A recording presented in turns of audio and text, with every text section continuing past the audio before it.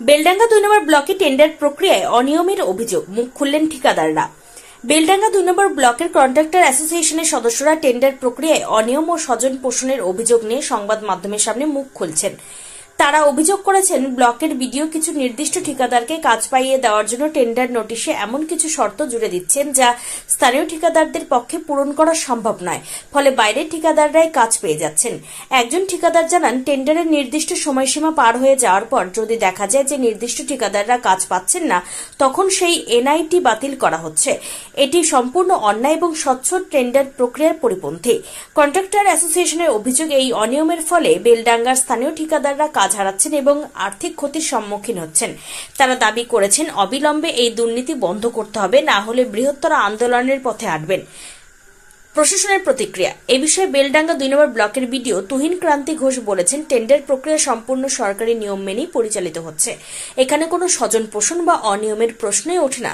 যোগ্য ঠিকাদাররাই কাজ পাচ্ছেন। তবে কন্ট্রাক্টরদের এই অভিযোগ বিধায়কের কাছেও পৌঁছেছে।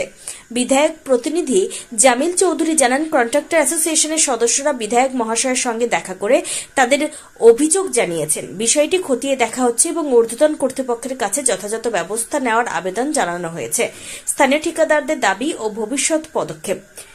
ঠিকাদারদের দাবি, দীর্ঘদিন ধরে তারা ব্লকের উন্নয়নমূলক কাজের সঙ্গে যুক্ত রয়েছেন, কিন্তু বর্তমানে বহিরাগত ঠিকাদারদের কাজ পাইয়ে দেওয়া হলে তারা কর্মসংস্থান হারাবে।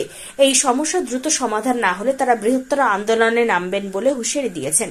প্রশাসন কি পদক্ষেপ নেয় সেদিকেই এখন তাকিয়ে রয়েছে বেলডাঙ্গার ঠিকাদার মহল।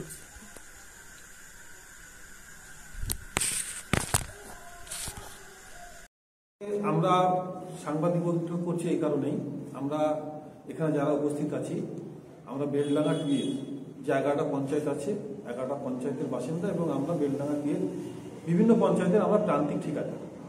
আমাদের বেলডাঙ্গা 2 যে ব্লক আছে, সেই ব্লকে আমরা 160-70 জন কন্ট্রাক্টর আমরা পার্টিসিপেট করি বিভিন্ন টেন্ডারে। আমরা সেই 160-70 জন কন্ট্রাক্টরের মধ্যে এখানে যারাই আছি, 10-12 জন যে কন্ট্রাক্টর আছি, তাদের প্রতিনিধি হিসাবে আমরা উপস্থিত হয়েছি। আবহাওয়ার যে দুর্যোগ চলছে তার জন্য আমরা সকলকে একত্রিত করতে পারিনি। আমরা এখানে লক্ষ্য করছি যে বর্তমান যিনি বিডিও সাহেব আছেন, উনি বিভিন্ন টেন্ডারে কোনো লোকের বা কারো অঙ্গীভঙ্গের কোনো নিজের স্বার্থের জন্য অর্থের বিনিময়ে আমাদের এই ব্লকে বিভিন্ন সময়ে টেন্ডারে নানা রকম ক্রাইটেরিয়া অ্যাড করছেন, যেগুলো আমরা বেলডাঙ্গা 2 এর যারা কন্ট্রাক্টর আছি, প্রান্তিক ঠিকাদার, সেই ঠিকাদারদের কারোরই সেই পেপারগুলো নেই। এবং এই সামান্য 1.5 লক্ষ, 2 লক্ষ, 3 লক্ষ টাকা টেন্ডারের কাজের ক্ষেত্রে আমরা হয়তো অন্য জায়গাতেও জেলা পরিষদ বা জেলা পরিষদ অন্যান্য জায়গায় পার্টিসিপেট করি, কেউ কেউ যারা আছে, সকলে হয়তো না পারলে যাদেরকে আছে সেই ধরনের, সেখানে লক্ষ্য করেছি যে 50 লক্ষ টাকার কাজ হলে সেখানে পিএফ চানো হয়। কিন্তু এখানে আমরা লক্ষ্য করছি, গত একটা টেন্ডার হয়েছে 40 নম্বর বেলডাঙ্গা 2 পিএস, সেই টেন্ডারে আমরা লক্ষ্য করছি কি বেলডাঙ্গা 2 পঞ্চায়েত, বেলডাঙ্গা 2 ব্লকে যারা কন্ট্রাক্টর রয়েছে তারা আমাদেরকে লিখিত আকারে জানিয়েছে যে বেলডাঙ্গা 2 ব্লকে আমরা যেগুলো A2 বা ওয়াটার ট্রিটমেন্টের যে প্রজেক্টগুলো দেখেছি, সেক্ষেত্রে কিছু ওয়েস্ট বেঙ্গল প্রকিওর ম্যানেজমেন্ট ম্যানুয়াল যে গাইডলাইন রয়েছে, সেই পদ্ধতিকে, সেই গাইডলাইনকে ভায়োলেট করে সেখানে কিছু অবৈধ ক্রাইটেরিয়া যুক্ত করা হচ্ছে। কারণ সেই টেন্ডারগুলোকে সম্পূর্ণভাবে বাইরের কিছু ঠিকাদারকে পাইয়ে দেওয়ার জন্য। এবং আমাদের আমরা দৃঢ়ভাবে এটা দাবি করছি যে বেলডাঙ্গা 2 ব্লকের ঠিকাদার যারা রয়েছে তারা সম্পূর্ণভাবে ঠিকাদারি ব্যবস্থার সঙ্গে যুক্ত। তাই তাদেরকে বঞ্চিত করে এই ধরনের ব্যবস্থাপনা কেন বেলডাঙ্গা 2 বিডিও সাহেব বারবার এই ধরনের অপশাসন, বারবার এই ধরনের দুর্নীতির সঙ্গে কেন যুক্ত হচ্ছেন, এটা আমার নয়, এটা বেলডাঙ্গা 2 ব্লকের সকল মানুষের প্রশ্ন। তিনি কেন এই ধরনের দুর্নীতিকে বারবার প্রশ্রয় দিচ্ছেন? নিশ্চিতভাবে আমরা বলতে পারি, দেখেছি কাশীপুর পঞ্চায়েতের একটা টেন্ডারের ক্ষেত্রে আমরা দেখলাম, সেখানে রাস্তার কাজের ক্ষেত্রে ইলেকট্রিক ইঞ্জিনিয়ারের একটা রিকোয়ারমেন্ট চেয়েছে, যেটা সম্পূর্ণভাবে ওখানকার এক্সিকিউটিভ অ্যাসিস্ট্যান্ট যিনি রয়েছেন তার রেসপন্সিবিলিটির মধ্যে পড়ে। কারণ এটা ওয়েস্ট বেঙ্গল প্রকিওর ম্যানেজমেন্ট যে গাইডলাইন রয়েছে টেন্ডার প্রসিডিওরের ক্ষেত্রে, সেই গাইডলাইনকে ভায়োলেট করে। আমরা দেখলাম কিছুদিন আগে রামপাড়া 1 টেন্ডারের ক্ষেত্রে A2 এর কাজ সেখানে বেরিয়েছিল, টেন্ডারের যে সময়সীমা শেষ হওয়ার পরেও সেই টেন্ডার ক্যান্সেল করে আমরা জানতে পারছি সেখানে আবার ম্যানুয়াল করার ম্যানুয়াল ইতিমধ্যেই সেখানে করা হয়ে গেছে।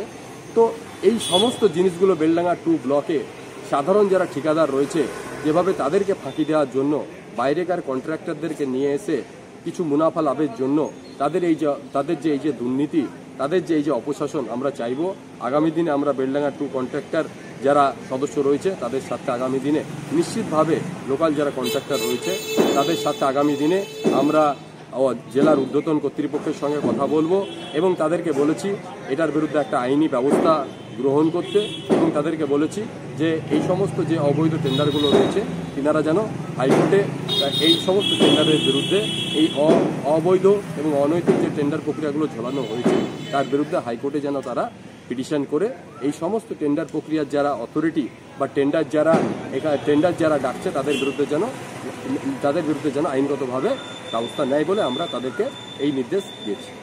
আপনার পরিচয়?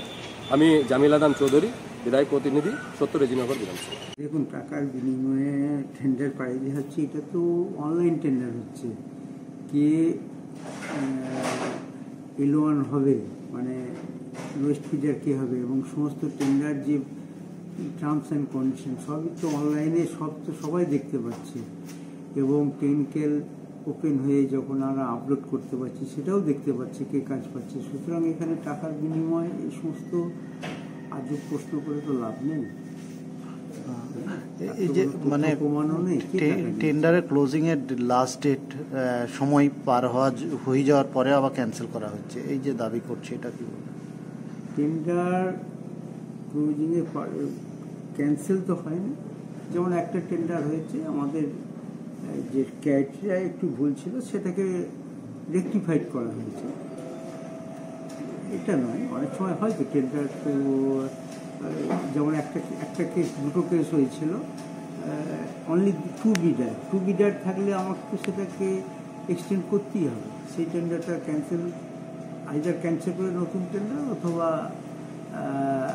টাইম এক্সটেনশন, এই ধরনের কাজগুলো হয়েছে। এই নয় যে কাউকে পায়ে দেওয়ার জন্য আমরা টেন্ডারটাকে এক্সটেন্ড করেছি। আরও একটা বিষয় ওনারা বলছেন, দাবি করছেন, যেটা যে সমস্ত ক্রাইটেরিয়া যুক্ত করা হচ্ছে সেটা বেলডাঙ্গা 2 ব্লকে কোনো কন্ট্রাক্টরের নেই, ফলে বাইরে থেকে কেউ এসে সেই ক্রাইটেরিয়া যুক্ত করার ফলে কাজটা পাচ্ছে। এটা তাদেরকে নির্দিষ্ট করে 2-3টে কন্ট্রাক্টর সংস্থা তাদেরকে পাইয়ে দেওয়ার উদ্দেশ্যে এটা করা হচ্ছে, এটা কি? হ্যাঁ, টেন্ডার করতে গেলে তাদের জিএসটি রেজিস্ট্রেশন মাস্ট, বা জিএসটি ওই যে নিয়মিত তারা যে দেয় জিএসটি রেজিস্ট্রেশন, যেমন হয় রিনিউয়াল, এগুলো তো নর্মাল টার্মস অ্যান্ড কন্ডিশন। এটা যদি কেউ মেনটেন না করে সেটা তার ফল। এই ধরনের কন্ডিশন আছে, এটা নতুন কিছু নয়, এটা সব জায়গাতেই হয়। এবং যারা কাজ পাচ্ছে, আমাদের ব্লকের লোকেও তো কাজ পাচ্ছে, এই নয় যে বাইরের লোক থেকেই কাজ করছে। এবং অনলাইন টেন্ডার যখন সেরকম কোনো অনিয়ম যদি থাকতো, আমরা যখন টেকনিক্যাল ওপেন করছি, যখন সবাই দেখতে পাচ্ছে, তখন তো কেউ কিছু 24 ঘন্টা 48 ঘন্টা যে টাইম থাকে তার মধ্যে তো কেউ কিছু অভিযোগ জানায় না। যখন ওয়ার্ক অর্ডার ম্যাচিওর হয়ে যায় তখন যে কাজ পায় না অভিযোগ জানাতেই পারে। Thank you. পরবর্তী ক্ষেত্রে আমরা আরও প্রশাসনিক দেখব যদি কোনো ভুল ভ্রান্তি থাকে। আশা করি স্বচ্ছতার সঙ্গে আমরা এই টেন্ডারটা করেছি।